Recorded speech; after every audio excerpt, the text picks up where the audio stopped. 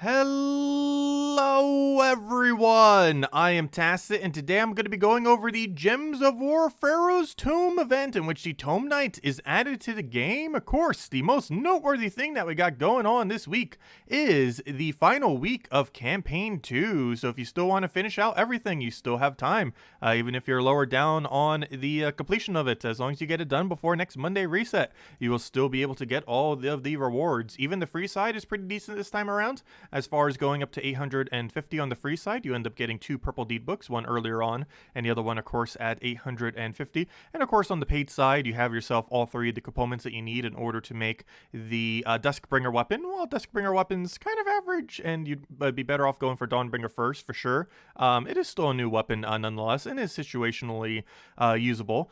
And aside from that, of course, we got the new Mythic, which technically came out last Monday, though for most people came out technically today, if you go get all of your tasks done, or whenever you get around to getting them done. Overall, pretty average Mythic, but still, new troop nonetheless.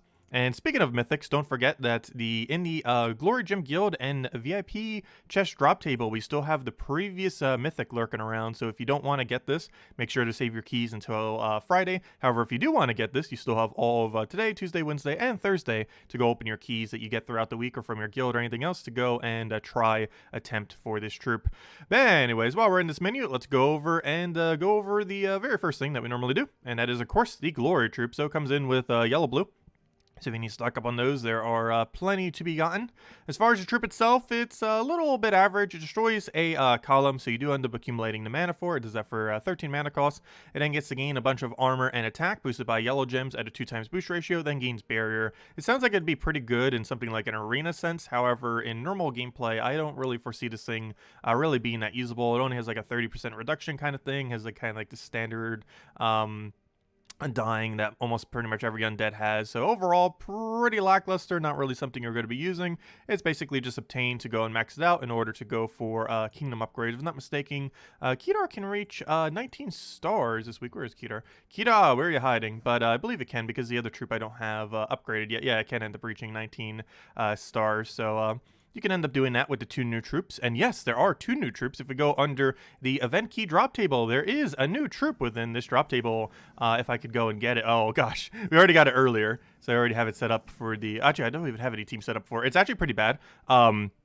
So this is a new troop, however, it is still a new troop nonetheless. So what it does is it deals damage to all enemies, boosted by cursed enemies at a 2x boost ratio, and then for every cursed enemy, give a barrier to a random ally. So this ability might sound somewhat familiar, because it actually is very familiar. It is basically a weaker version of Dawnbringer, because you can't use your hero, and it depends on curse to be able to get its functionality. However, this is essentially just a Dawnbringer with a lot of conditions on top of it, meaning this is basically never going to be used, in the sense that assuming you own Dawnbringer, in essentially every single instance you would end up going for Dawnbringer instead, since you would have to set up into a 4x curse to actually get the 4x barrier, as well as your little bit additional damage, and you don't get any of the benefits of having hero class perks.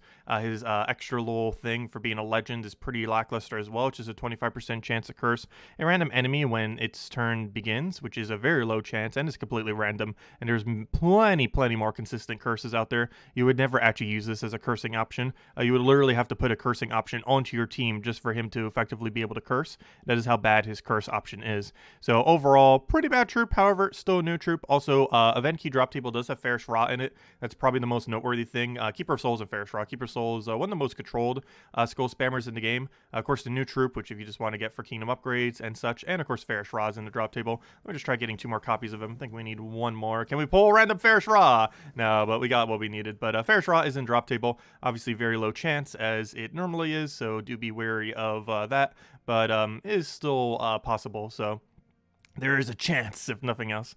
But yeah, Ferris Ra is the main thing you would go for, or the new troop, or maybe Keeper of Souls if you just really wanted a Keeper of Souls, which you'd easily get on your way of trying to get the other troop max if you really wanted to, or just getting a single copy of them. But anyways, that's event key drop table. Not the absolute best, but if you've been looking for that soul farming team to go get Ferris Ra, it's worth considering if you have some spare event keys that you want to throw down. Anyways, as far as the next thing, we of course got ourselves the weekly Word Lore event, the final one for the season.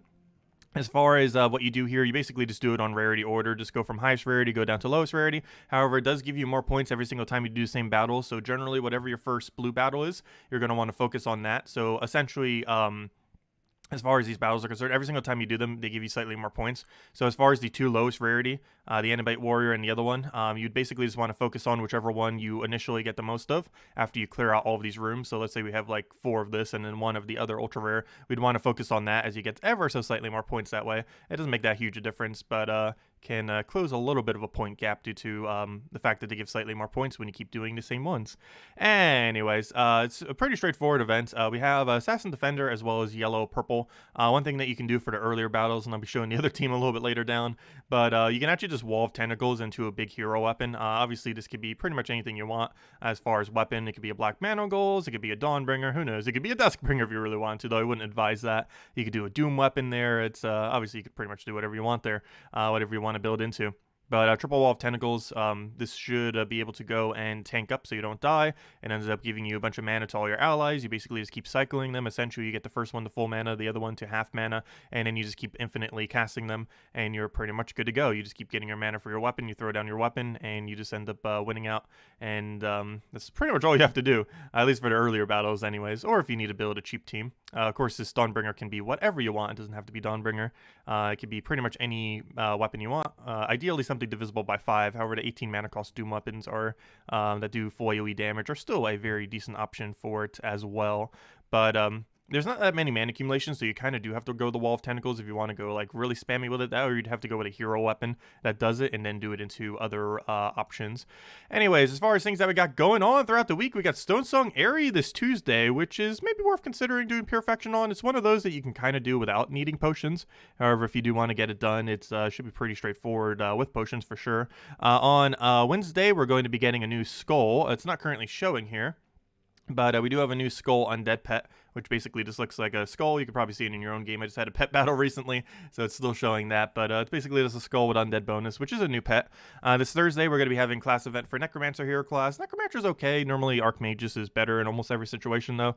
But it's an okay hero class. And then Friday, we're going to be having an arena event. With that being said, this isn't the first arena event we had for a very, very, very, very, very long time. And there's actually a small chance we're getting a patch tomorrow on Tuesday, because it seems really weird that we're getting a arena event after it seems like it's been kind of almost discontinued in a way. So they probably want to rework it, and there's a good chance that a patch is coming this Tuesday to go and rework it, possibly even treasure hunt as well. We don't really know too much information on it. However, it is definitely possible. They normally try to get a patch out this time of year, so they likely still have one planned. If it's not this week, it's definitely next week. But it's a really good chance tomorrow, so do be mindful of that, though, of course, not official yet. Anyways, aside from that, we have the Friday arena event, as I mentioned, and then we have a Saturday pet. So on Saturday, we're going to be getting the 2018 Christmas pet. I believe it's a reindeer or something. I think it's reindeer. Obviously, it's cosmetic. So if you didn't end up picking that up, or you just want to get more copies of it this Saturday, you'll be able to go and get the reindeer. So that'll be cute. And other than that, let's go over Soulforge, which I actually didn't even peek at earlier. As far as Soulforge, Eyrie, is that the first time you've been available here? I'm not 100% certain. I'm pretty sure it's been here before. But as far as things here, Sir Quiet and Hadley, as far as legends are concerned, actually not that bad. He has 50% Night Start, which is very situational. However, if you're building like a Guards Avatar Rowene like team, ends up working out pretty decently. He also has a somewhat okay ability that does double tap. This double damage thing hits 2 random enemies. However, those 2 random enemies can be the same thing when only one is remaining. So I can kind of do that. Shade of Zoran's the worst mythic in the entire game. Vashtagon's occasionally used for Curse. Possessed King, I personally don't use too much. However, he's an insanely good mana accumulation option, mostly used for his final trait, where he explodes 2 gems every single time he takes an extra turn. And the other mythic was... Where's the other mythic? Oh, Mother of Darkness. Oh, gosh. We got a lot of bad mythics this week. Yeah, I'd probably pass. If you were to go for one, it's either Vashtagon or Possessed King. Neither of them I feel are a must-have. However, they're really good utility options. Vashtagon is a brown curse utility option with Impervious, and Possessed King is used for his explosions, as I mentioned on Final Trait. He also has the most amount of transform of any troop in the game, theoretically having 3. However, they're each 20% chance, so it's obviously not consistently 3 transforms, but he does theoretically have, in a sense, the most amount of potential transforms of any character in the game. But anyways, as far as weapons, don't forget to go get your Scythe of Kedar. I actually was looking at this the other day. I believe we only need to cycle through 11 more of these weapons. So, of course, they added 34, one per kingdom, quite a while back during one of the patches. And yeah, we're almost cycled through all of them. Give it another like half a year, and we should definitely have cycled through them all. Though we're finally going to be starting to get to some repeat ones pretty soon, I am pretty sure. But as it stands, I believe we only need 11 more of those, assuming you haven't bought in any of them early for $5. But if you're doing it all free to play, which I do on those. But if you're just buying them whenever they come around to Soulforge for the first time, I believe there's only 11 left. So we're coming down to the final stretch on those if you're just getting them for completionist purposes. Aside from that, as far as weapons are concerned, a Doom Tome could be maybe okay. It's pretty expensive, but all these tomes, pretty useful for Guild War defense. They're pretty popular options. I personally don't mess with them much, but they are usable for that. Aside from that, you might want to get maybe the Undead Gauntlet. The Undead Gauntlet can be okay if you're doing it with that new 50% Mana Start troop that we got on Halloween. So, of course, Undeads can now 50% Mana Start, and this is actually the first time this weapon has been available since the Undead 50% Mana Start, so maybe worth considering. Obviously, Undead's got quite a bit of a buff ever since they've been able to half Mana Start, and while they're still one of the weaker typings within the game, they do have some great options out there, like Grey King and stuff like that, and be able to create blue and purple, both of which are colors that you use, are pretty beneficial. So, potentially worth considering. It's a brown red 14 mana cost weapon, and yeah, all Undeads have 50% Mana Start now. So out of everything within the weapon side of Soulforge, and possibly even the Soulforge in entirety this week, potentially worth considering getting the Dead Gauntlet for the Undead bonus. And also, you could use it for the Thursday class event, though I don't think you're going to need it for that. But it does have a Kedar Undead restriction, if nothing else. But I don't know. I feel like it's worth picking up, personally. Undead 50% start has a lot of potential now. And while they are mostly true damage teams, and this is obviously physical damage, it still does a lot of mana accumulation for the typing, nonetheless. Anyways, let's go over the rest of the teams that we have built up for stuff throughout the week. Not too many, mostly because the Legend didn't bother making a team for, just because it's essentially weaker Dawnbringer. I personally would not bother for it. I would just go out of your way and eventually get Dawnbringer and be good to go. Dawnbringer is just going to be way more beneficial than the new Legend. Obviously, you can still get him for completionist purposes or kingdom upgrading purposes, but as far as actually using the new Legend that's in Event Key Drop Table this week, I don't really feel like it's going to be that viable. Anyways, as far as the War Lore event, as far as the more expensive team, Glaceon, Rope Dart, Wall of Tentacles, and a Zugoff, there is really like barely any mana accumulators, so I just threw Wall of Tentacles there. That might be a slightly better option. I might tweak that a little bit later, but essentially we're using Glaceon's Doom Skulls to initially get us our mana. We're using Archmages, so we actually have a +5 purple to be able to obviously get a lot of purple very quickly. We then go into Glaceon, ideally has alignment, goes crazy. We have backup Zugoff, and we have the Rope Dart just to kind of move them around, and essentially we have a double Skull Spammer with a Rope Dart that can kind of control their team as we need fit, and we basically just went out that way. And Wall of Tentacles is here for a little bit of additional mana for when it ends up getting it. If nothing else, it gets off enchant, even if you don't focus it down directly. As far as the class event, it is a yellow-brown restriction, so one thing that you can actually do leading all the way up to Pure Faction is literally just run triple finesse into a weapon. I just show it with Black Manacles here, as it's pretty accessible. However, you can put Dawnbringer there, you could put one of the Doom weapons that do full AoE damage there, you can put pretty much anything there. Ideally something divisible by 5, however, it doesn't necessarily, or sorry, divisible by 6, I forgot. It actually has a 6 mana gain, not the 5 that the Gates have. So yes, it actually goes perfectly into a Doom weapon, which is generally the main weapon that you put there. However, for copy-paste purposes, I'm just putting Black Manacle there, as it is cheaper to get in case you're missing whatever Doom weapon I happen to put there. But putting like a purple Doom weapon or a red, oh, maybe not purple because you need the yellow, but putting something like a red or a brown or blue, like Doom weapon there that hits full AoE, generally going to be one of your better options for running this team. And obviously Stormcaller, because you need the Storm in order for them to do their effect. And this kingdom has a lot of yellow on both the first and final battle, so you end up getting a lot of its additional damage output. So works out pretty good. Has Stone Skin, it doesn't really die. Gains extra stats, so it doesn't even die even more. You gain like 12 to all your entire team every single time you take an extra turn, which you can ramp up towards the later battles if you need a little bit more stats due to the stat difference from them getting so high. Anyways, as far as Pure Faction, it's one of the easier Pure Factions. There's a couple different ways you can start off your team. However, the most important thing is to have a Harpy Mage in there with double Queen Zachi. Whatever your first slot is kind of optional, depending on if you kind of want to go for the instant kill options or if you want to go more so the safer option, which is Harpy Mage. But really doesn't matter too much as long as you're running Harpy Mage into double Queen Zachi. You're going to do a lot of resummon in this place, like a ridiculously high amount. So this has a 35% chance to summon a Harpy Mage whenever you do a extra turn. That means you have two 35% chances every single time to go get a Harpy Mage. So once this Harpy dies, you'll get a Harpy Mage there. Or if this Harpy Mage dies, you'll get a Harpy Mage there. You just get a whole army of Harpy Mages. This ends up having a 25% chance to summon the Blade Wing as well, which has that instant kill. And if I'm not mistaken, Blade Wing has a chance to summon Harpy. Also, once you get Harpy, the Harpy has a chance of summoning Harpy. So it's basically just a gigantic summoning wars. And this is more beneficial to the player than it is to the AI, due to the fact that the AI keeps summoning weaker and weaker stuff, whereas yours is always the similarly weak stuff. So you technically gain an advantage in that sense, in that theirs will keep getting weaker and weaker, whereas yours will pretty much stay the exact same strength the entire time. It's also really good for making sure that you get to the final battle with a full team, as you can go, well, to the final battle with a full team pretty easily, since you'd be able to just resummon off of Queen Zachi. So even if you end up losing some towards the earlier battles, you'll likely have double Harpy Mage into double Queen Zachi by the final battle, regardless of what you started with. So yeah, it works out pretty good. And then you just win with that. You just keep spamming Queen Zachis with its big AoE. Obviously, if you're running potion effects, this will be even higher. However, even if you were doing this when it wasn't an event, you would still be able to chip it down. It would just take way, way, way longer and it'd be slightly riskier. But that's basically all you do. You just keep chipping down with Queen Zachi. You have 1.5 billion summons. You can sometimes use the Harpy Mage mana drain. You could use the instant kill off the other troop. You have your mana accumulation off of the Harpy Mage. Overall, probably one of the easiest pure factions in the game. Not the absolute easiest, but definitely top 5 easiest. So you could theoretically throw potions tomorrow. However, it's probably easy enough that you don't even need potions. As long as you get like an okay horde level and just kind of go into it and try it several times, you'd eventually crack through without needing potions. However, the potions are available this week if you do want it to be even easier.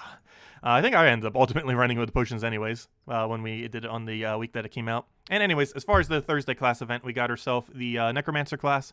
As far as Necromancer class, as I mentioned earlier, it's an okay hero class. It's basically just a weaker Archmages. It's very situational if you would ever use it instead of Archmages. But you can just do this with Black Mana, go into Triple Azurus. Pretty straightforward, pretty cheap. Azurus, also in the event key drop table. It's also used for some soul farming teams, especially if you don't have Fair Ra yet. So if you throw a bunch of event keys and you ultimately don't get a Fair Ra, but you want to use some other alternative that you got from the event key drop table, this is pretty good. It's the only 50% Necromancy troop, I believe still to this date, that has Magic Link. This has been the case for like 3-4 years or something, and I believe it is still the case to this day, if I'm not mistaken. That Azurus is the only thing that both has sorry about that. That both has 50% mana start and a purple link. So pretty good in that regard. You can basically use it with various soul farming gains if you truly want to, like with a Dragon Soul or something. However, obviously, you can also use it for this event. But anyways, guys, that'll wrap it up for this video. If you still have any other questions, feel free to leave it in the comment section below. Of course, as we do every single night, and specifically every single Monday, we will be going over all of the campaign tasks tonight at 8 p.m. Eastern Standard Time during our stream. And I'm not 100% sure if it's actually blocked today, but if it is, I'm not sure. We might throw down some gems so we can get the Mythic tonight. We'll see. But yeah, we'll go do the tasks. We might end up skipping the ones if we are blocked on them, and go get the Mythic tonight so we can go and mess around for it. Normally, I don't like spending like 100 gems or wasting it for that, but if we could end up getting the Mythic a whole day earlier, it's maybe worth it, so we'll consider it. It's not that many gems. So anyways, we'll be doing that tonight. Hope you all have a wonderful week, and I will catch you guys later. Goodbye, everyone, and thank you all so much for watching.